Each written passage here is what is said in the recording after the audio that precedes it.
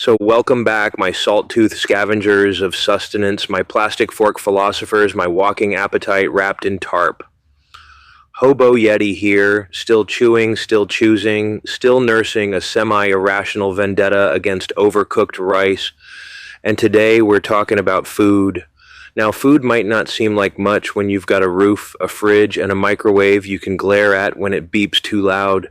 But out here, food isn't just calories, it's quality of life. A good meal, even a barely adequate one, can lift the fog, anchor you for the day, and remind your stomach that, you're still human. There's power in flavor, even if it comes out of a plastic pouch and tastes like it was dreamed up in a fluorescent lit lab in New Jersey. I mostly eat ready-to-eat foods. Microwaves are mythical beasts, and EBT doesn't allow for hot foods anyway. So, yeah, I stick to the grab-and-go shelf like a raccoon with a schedule.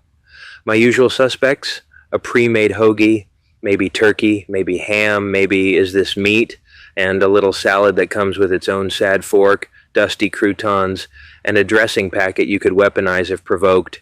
It's cheap, it's cold, and, it's kind of the closest thing I get to a sit-down meal. There's dignity in not having to cook, and there's definitely dignity in not giving yourself food poisoning in a tent at 2 a.m. with no bathroom nearby.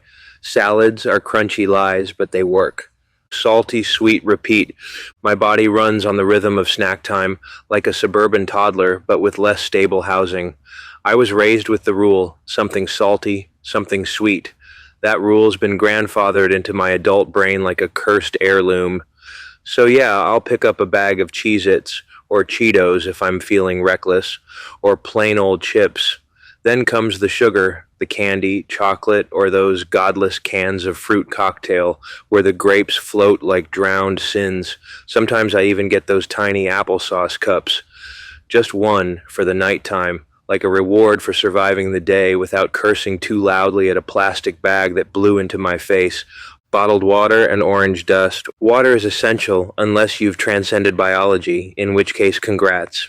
Me? I grab a few 1.5-liter bottles when I can, refill them at spigots, bathrooms, or the rare indoor oasis. And I keep refilling them until they start to smell like regret and mildew. That's the cutoff. Orange blast drink mix, yes, capitalized because it deserves respect, makes it tolerable. It's like drinking a melted popsicle that took a wrong turn, but it adds flavor, electrolytes, and a little psychological boost when plain water feels like punishment. Hydration is survival, but taste is morale. And sometimes you gotta trick your body into pretending it's not just drinking hose water behind a Dollar Tree. Wendy's in the sacrament of the $5 meal. If I've got a few bucks jingling in my pocket like rusty wishes, I'll swing by Wendy's. $5 gets you something hot, salty, and real enough to make you cry if you're fragile that day. And here's the kicker. I got one of those Frosty keychain tags. Mini Frosty, free, every time. It's the closest thing I have to a loyalty program or religion. There's something about that cold chocolate sludge after a burger and fries that makes you forget, just for a minute, that you live in a nylon dome behind a loading dock. And for $5, that's some top-tier communion, my friend. Mod pizza cheese bread, the gentleman's indulgence.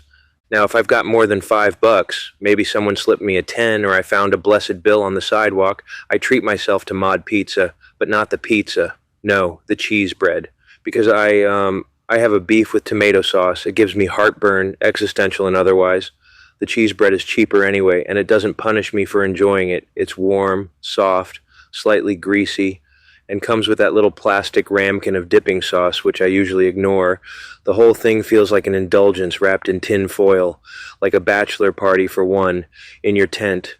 With crumbs, you'll be brushing off your sleeping bag for days. My coastal cooking phase. When I was walking the Oregon coast, I did it up fancy. Butane stove, little pan, spork with delusions of grandeur. I cooked rice-a-roni and grilled cheese like some kind of wandering food truck without wheels. And, it was beautiful. Tasted like effort, tasted like memory. But that was a winter kind of vibe. Cold weather makes you want to sit and stir and feel like you're making something. Summer's a whole different animal. You just want simple, fast, no cleanup. Cooking in the heat is like arguing with the sun. You'll never win, and you'll probably burn something important, like your last nerve. The tuna squeeze method. Look, I don't care how fancy you are. This one's genius. I get the bag of tuna, not the can. No opener, no sharp edges, no hassle. Open the top, squirt in some mayo or mustard or whatever I've got, and mix it in the bag.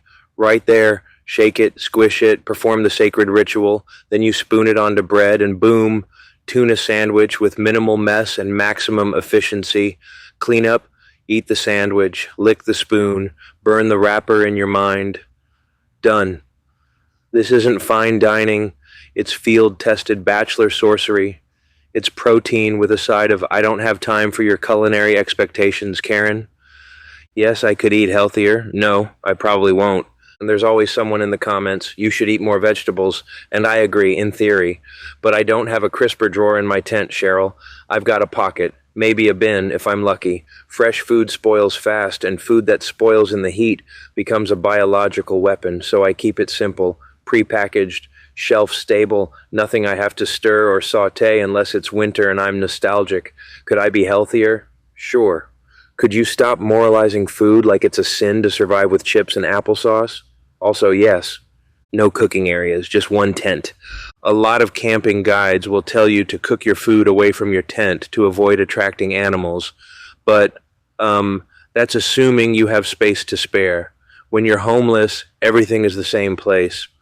There is no cooking area, no eating zone, no lounge tent.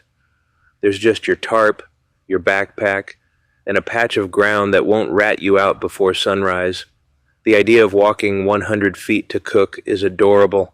I eat in the same spot I sleep. Not ideal, but it's the truth. And truth, is rarely a 4-star affair. 7-Eleven hot food workaround.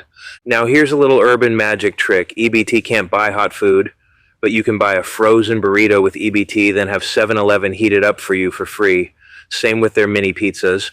I don't do it often, but in a pinch, that steaming, microwaved disc of survival hits the spot. Tastes like burnt crust and questionable cheese, but it's warm. And warmth when you're sitting on a curb with no fire and no hope, well, it's priceless. Just don't burn your mouth. That cheese turns to magma if you're not careful. Final bite of truth. Honestly, I don't know what other homeless folks eat. Everyone's got a system. Some cook more. Some live on peanut butter crackers and hope. I do what I can. What I can carry. What I can eat without making a mess or drawing raccoons or losing utensils in the grass. Could I have a better diet? Sure. Could I also live in a condo with granite countertops and herb gardens? Yeah, well, here we are. I do the bare minimum. But I do it with intention, and sometimes that's enough to make it taste good. I hope your road is a good one, and if you're homeless, I hope it doesn't suck for you. Peace.